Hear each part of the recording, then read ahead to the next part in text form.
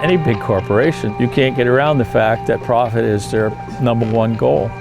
And their concerns are not necessarily the ocean environment, period. Their concern is controlling that grid, as far as I can see. And these are companies that have been fossil fuel, traditionally fossil fuel companies, huge corporations. They want to be able to control the grid with renewable energy. They're smart. They know that fossil fuels are on the way out, but they want to have the same type of control that they have had in the past. These corporations that are coming to Maine and want to industrialize the ocean, they're using the excuse that they're going to stop global warming, but the damage that they're going to do to the ecosystem, the natural ecosystem, the ocean itself, in my mind, way outweighs the savings that we'll get from less use of fossil fuels. I mean, there are other alternatives, and much better alternatives. Why do we want to industrialize the ocean? For any environmentalist, there are all kinds of endangered animals in the state of Maine. What they call a research array is a huge concern for the right whale.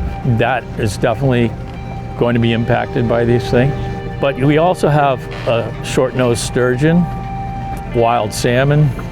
There's no other place on the East Coast that has wild salmon. There's the roseate tern and razorbills, puffins, all kinds of animals that, whether they're on the endangered list or not, they're in trouble. It just bothers the heck out of me that you're going to put these things up and put them in their way. I know that there were at least 47 species of birds that have been documented in that research array area that travel through there. And that's just one study. I bet there's a lot more. If I was an environmentalist, I would be really embarrassed to support these offshore wind arrays. I would be really embarrassed because there's all kinds of animal and bird life that is going to be negatively affected. And I don't know how you can do that. I don't know how you can support it. These companies are coming from Europe. They were subsidized over there heavily. As soon as the subsidies stopped, it became unaffordable. It has become unaffordable over there. And there was no regard for the environment before these things were put in. They were catching up after the fact. And that's what we're trying to stop here. We're asking that the government, science, looks at this in a realistic way before they forge ahead.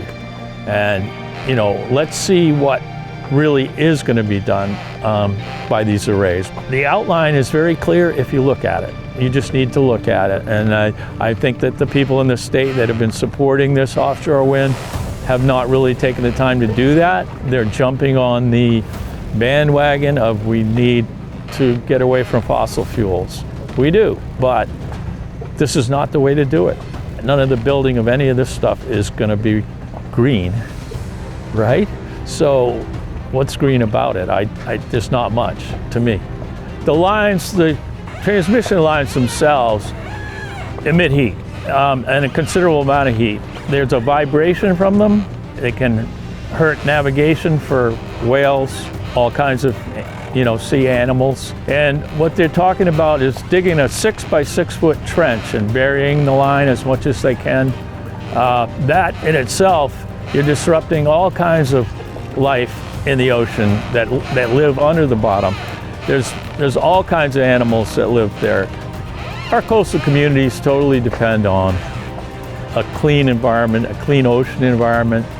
We need that to survive, and that's what we've done for generations. You can't mess with it. It's very delicate. Look at the effects of global warming, okay? We know that, and we know it's important to slow that down or stop it as best we can. But as far as offshore wind goes, it's just not the right alternative. There are other much better alternatives. And it's so obvious to me, and it should be obvious to anyone that considers themselves an environmentalist or a conservationist. To industrialize the ocean is just not the way to go.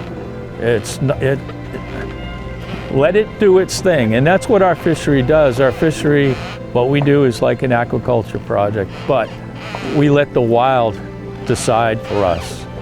The lobsters that we harvest voluntarily come into our traps. We don't scoop them up. They come in on their own, and you know, as long as people need to eat, I think it's an important thing to do, to provide what nature gives you. You know, what attracted me to fishing was the independence and being outdoors, working with your hands. You know, I didn't want to wear a coat and tie, sit in an office. And it's a great alternative. It's a lot of hard work. You need to be stubborn. You need to take a lot of spray in the face and be willing to go out on days it's not very comfortable. I've been doing it for 40 years now, and we're catching way more now than we were then. We're also releasing way more than we were then because the population has done very well. We've been very successful at what we've done. For the state of Maine as a whole, the cost of this is going to be unbelievable. And the environmental impact on the ocean is going to be equally as bad or worse. The corporations have one thing in mind. They want to control the grid, and they're looking for new horizons, and we're, I guess, green enough, or that's the wrong word here, but we're unsophisticated enough to recognize what's going on at this point. You know, it's a David and Goliath thing. The Goliath being the big corporations. We're just small independent fishermen, and we don't have anywhere near the resources financially. Even combined, all of us together, it's not even close to the resources that they have. So we're up. It's a big battle. What I would ask the people of the state of Maine to do is ask themselves, is this green, really green?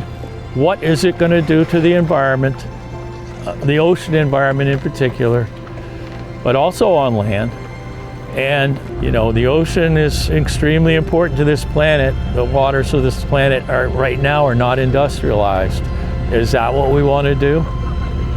We ought to really be thinking hard about that. Do you, as a citizen of the state of Maine, want to sell your waters to international corporations? It's a question you have to ask yourself.